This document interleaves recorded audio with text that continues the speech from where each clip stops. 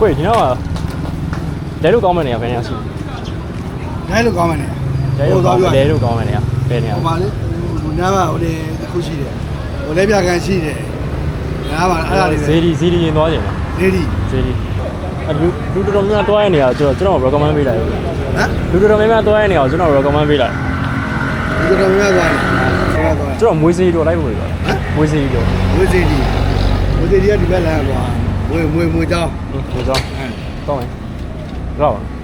还有你多少钱他？多少一？好，到了。所以就每次一多多来用。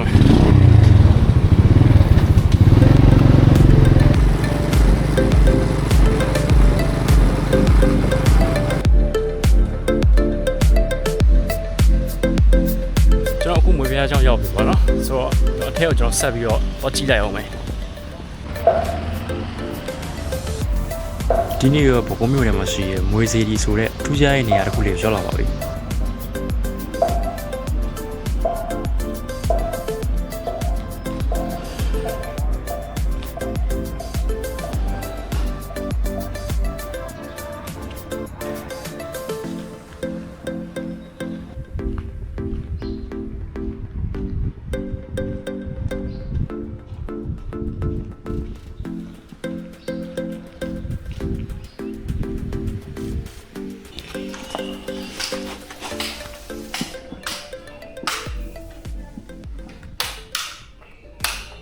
ဟာလားဒါ YouTube အစ်စ်ကဒီဘက်မှာအောက်တယ်စစ်ဟာမလေးမအောက်ပြီအောက် အသက်ဘယ်လောက်ရှိပြီ အသက်45 45ဖုံဖုံအောင်ပြန်လို့ငွားရဖုံဖုံ ပြန်လို့ဘွားကြီးဆက်ရှင်းနေကြပါကြီး ဟော အောက်ပြီဒါပြန်တော့ဒါဆုံးသွားတယ်မေတော်ကြီးကြည့်ရော အာကြီးပုံမ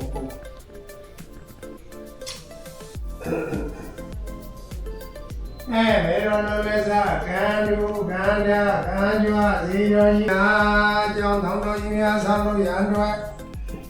မိမိတို့တရားထက်သန်သွားပြီးထဲဝင်လူရန်လည်းရပါတယ်ရမှာချင်းချမ်းသာချင်းပြည့်စုံကြပါစေ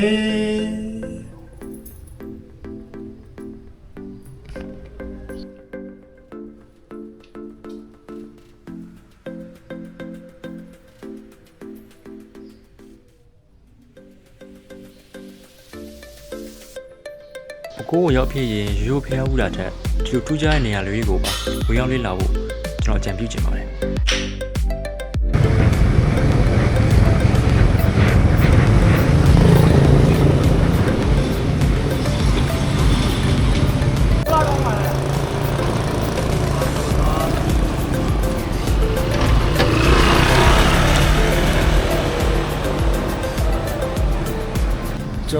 ကျွန်တော်အခုဟင်းနာကုန်းစီတော့ရောက်ပြီပေါ့နော်ဆိုတော့ကျွန်တော်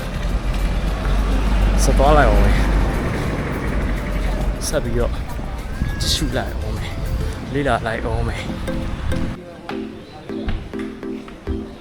ဟင်းနာကုန်းပြဟာဘိုးမျိုးရဲ့ရှီဟောင်းတတလီကအမွှေးနှစ်တီထဲကတစ်ခုဖြစ်ပြီးကိုရဲ့ရှီဟောင်းသမိုင်းဆက်ဆက်နေတဲ့နေရာတစ်ခုလည်းဖြစ်တယ်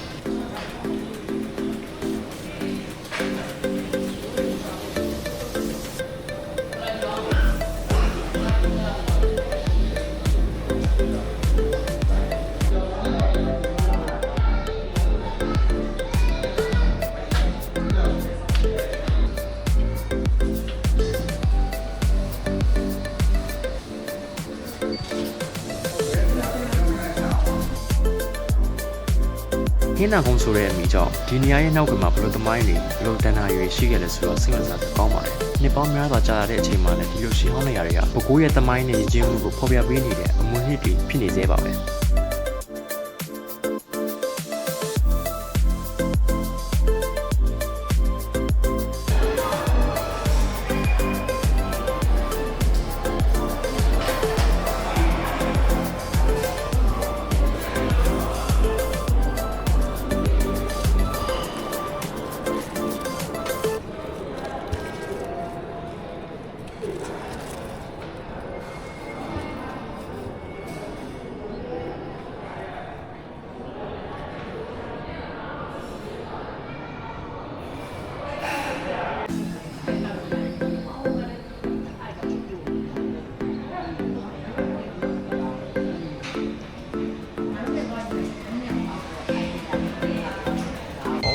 မှာ3ဝင်းစီးရအရန်ကြိုက်တယ်ဗျာ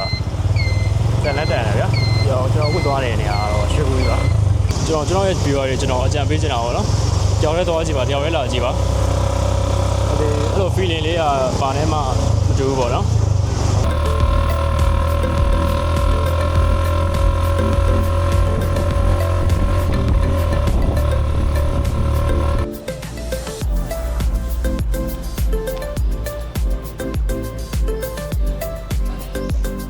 ကိုကြီးဖေကနောက်ရောက်ပြီပါနော်အလန့်အောင်တော့ဝေးရဗျဈေးရုံလာရောက်ဖို့ဆိုတော့ကျွန်တော်ဆက်သွားလိုက်ပါအောင်မယ်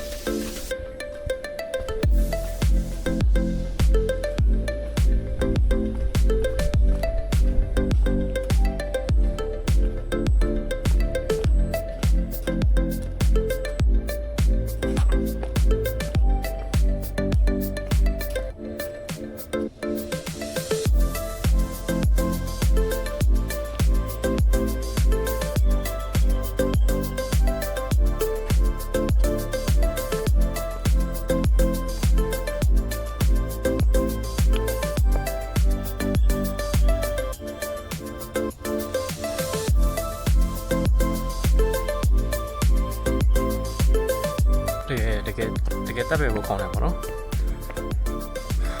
ကျွန်တော်ကြောင်းရလိုက်သွားတာ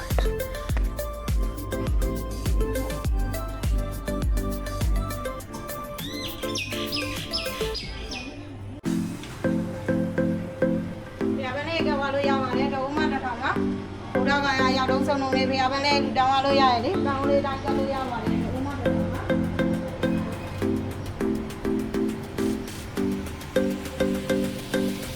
ဒါကတော့ရွှေကိုကြီးဖျားပါဒီဖျားရဲ့စိတ်ဝင်စားစရာအကောင်းဆုံးအချက်ကတော့တာမန်ဖျားတစုရဲ့အနေနဲ့ပြထားတာမဟုတ်ပဲအိန္ဒိယနိုင်ငံဗုဒ္ဓဂါယာမှာရှိတဲ့မဟာဘောဓိစီရီပုံစံကိုအတူယူပြီးတည်ထားတာဖြစ်ပါတယ်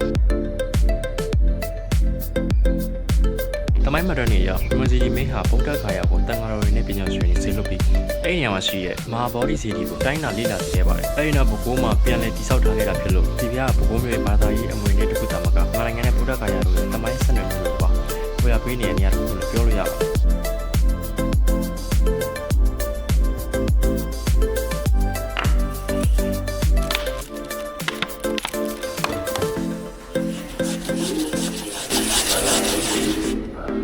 တနခိုင်းကလိမ့်သွားတယ်နော်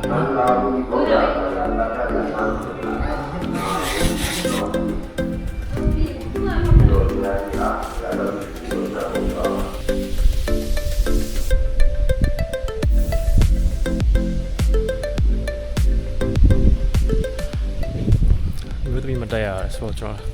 တော်တက်ကြည့်တယ်ဟောဆိုတော့ကျွန်တော်တက်ကြည့်တယ်ဟောမျိုးသမီးတော့တက်လို့မရဘူး